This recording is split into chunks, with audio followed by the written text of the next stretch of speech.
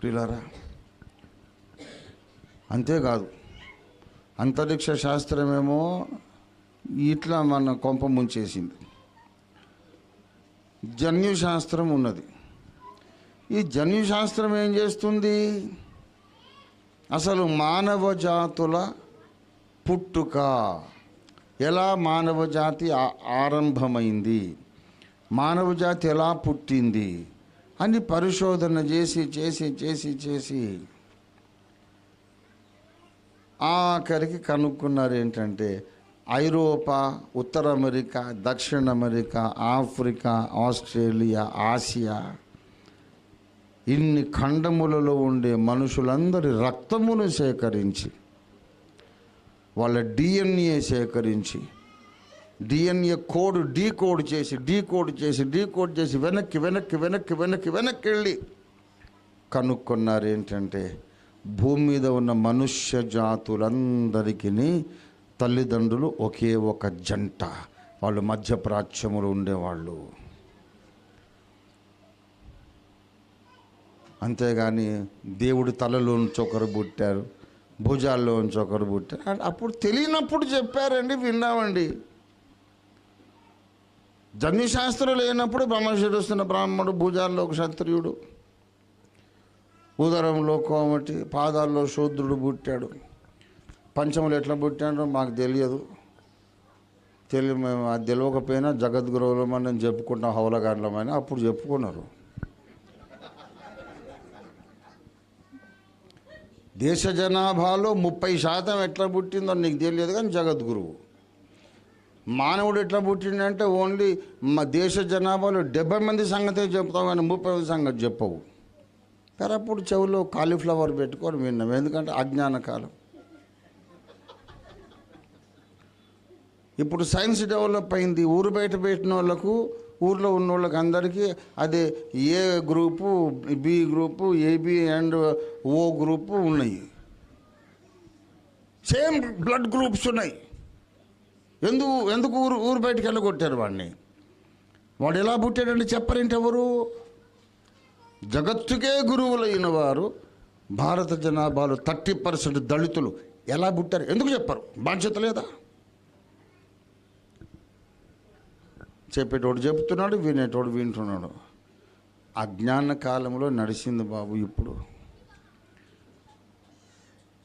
నా blood group O positive, అది కొందరు బ్రాహ్మణ్స్కి ఉంటుంది ఓ పాజిటివ్, కొందరు రెడ్లకు ఉంటుంది ఓ పాజిటివ్, కొందరు మాలలకు ఉంటుంది ఓ పాజిటివ్, కొందరు ఎస్టీలకు ఉంటుంది ఓ పాజిటివ్, అమెరికాలో కొందరికి ఉంటుంది ఓ పాజిటివ్, ఆఫ్రికాలో ఉంటుంది.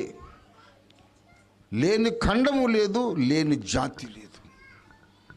నీ బ్లడ్ గ్రూప్ ఏదైనా అన్ని ఖండాలలో, అన్ని జాతుల్లో ఉంటుంది. జెనెటిక్ సైన్స్ నిరూపించింది, ఏ భేదము లేదు. మనుషులందరూ ఒక తల్లిదండ్రుల, ఒక జంటకు పుట్టినోళ్ళే. ఆ ఒక జంట కూడా ఎట్లా పుట్టింది అంటే దేవుని తలలో నుంచో, చెవులోంచో, ముక్కులోంచో పుట్టలేదు. సైన్స్ పెరిగిన తర్వాత సినీ కవి కూడా పాట రాశాడు, మనిషిని బ్రహ్మయ్య మట్టితో చేసేనయ్య. మనిషిని బ్రహ్మయ్య తల నుంచి ఈయనయ్యా.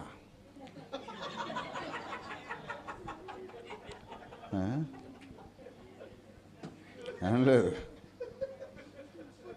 మనిషిని బ్రహ్మయ్య మట్టితో చేశానయట. బాబు, మానవ శరీరం మట్టి నుంచి వచ్చింది. ఎందుకు మట్టి నుంచి వచ్చిందంటే నేల మంటిలో 14 మూలకములున్నవి.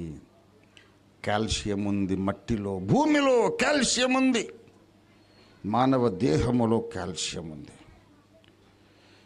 మట్టిలో ఫాస్ఫరస్, భాస్వరం ఉంది, మానవ దేహంలో భాస్వరం ఉంది.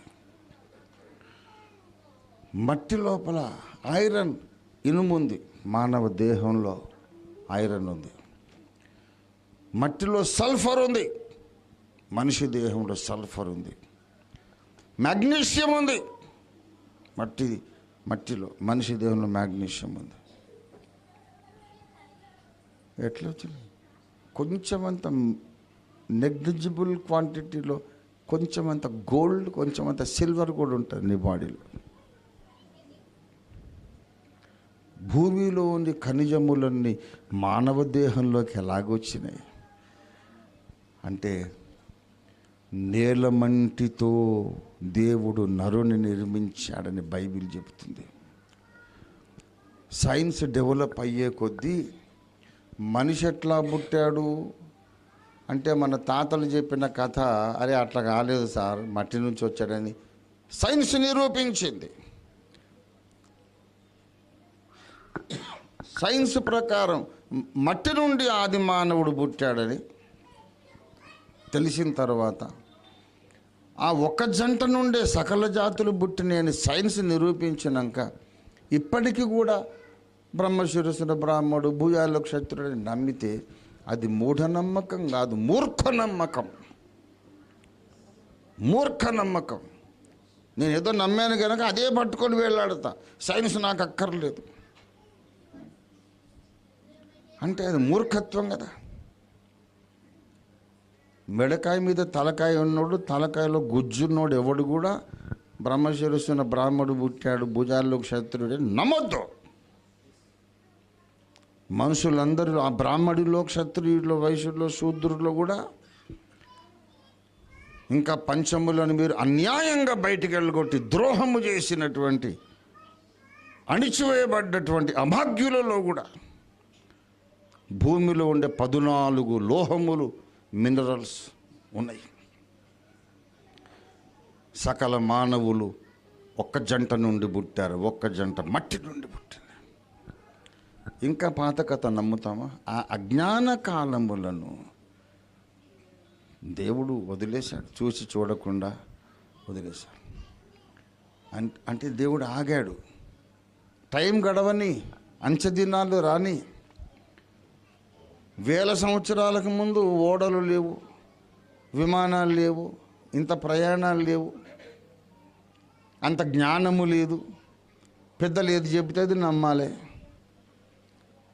ఒక్కొక్కరికి ఆ రోజులో అసలు వానికి తాతల నాటి నుంచి ఎంత భూమి ఉందో కూడా తెలియదు. కరణం గారి దగ్గర పోతే, ఒరే నీకు 50 ఎకరాలు లేదురా, 5 గుంటలే ఉంది అంటే, అవునా దొరా, కాల్మొక్త బాంచాను, అదే రాయమంటే అది రాసుకున్నారు. అలా జరిగింది. కాబట్టి మహానుభావుడు ఎన్టీ రామారావు గారు ఈ కరణాల వ్యవస్థను రద్దు చేసి మండలాలను పెట్టాడు. ఎందుకంటే అన్యాయం జరిగింది. అప్పట్లో అంత అన్యాయం గనుక ప్రియులారా, జ్ఞానము లేదు. తరాలు గడిచే కొద్దీ జ్ఞానం వచ్చింది. ఆ జాతి ఏ జాతి కలిసి మిశ్రమమైనందుకు జ్ఞానం వచ్చింది. ప్రయాణ సాధనాలు పెరిగినందుకు జ్ఞానం వచ్చింది. గత 200 సంవత్సరాల నుండి ఒక సైంటిఫిక్ నాలెడ్జ్ ఎక్స్ప్లోజన్ అనేది జరిగింది. ప్రచండంగా వైజ్ఞానిక విస్ఫోటనం జరిగింది. అద్భుతమైన డెవలప్మెంట్ జరిగింది. అసలు మనిషి పుట్టుకేంటో సైన్స్ తేల్చేసింది. అంతరిక్షంలో ఉన్నవన్నీ అగ్నిగోళాలు, మట్టి గడ్డలు తప్ప ఆడ దేవుళ్ళు, లేచిపోయిన వాళ్ళు ఎవరు లేరు. ఆ గ్రహాలన్నీ కూడా గురుత్వాకర్షణ శక్తికి తిరుగుతున్నాయి, కానీ ఆ గుర్రాలు, రథాలు కుచిపోయినాయి, అక్కడ లేవు. ఎలా నమ్ముతారు అది? తర్వాత మెల్లగా అరే మరి అట్లయితే ఏది సత్యము అని పరిశోధన చేస్తే, అసలు ఇప్పుడు సైన్స్ అంతా డెవలప్ అయిన తర్వాత ఏ చరిత్ర, ఏ వాస్తవాలు మనకు అర్థమైనయో ఆ వాస్తవాలను ముందే చెప్పిన ఏకైక గ్రంథం బైబిల్ గ్రంథం అని మనకు అర్థమైంది. దేవునికి స్తోత్రం కలుగును గాక. దయచేసి ఆదికాండము 1వ అధ్యాయములోనికి రండి. దయచేసి ఆదికాండం 1వ అధ్యాయము 14వ వచనం. దేవుడు పగటిని రాత్రిని వేరుపరచునట్లు ఆకాశ విశాలమందు జ్యోతులు కలుగునుగా కనయు, అవి సూచనలను, కాలములను, దిన సంవత్సరములను సూచించుటకై ఉండుగాకనియు.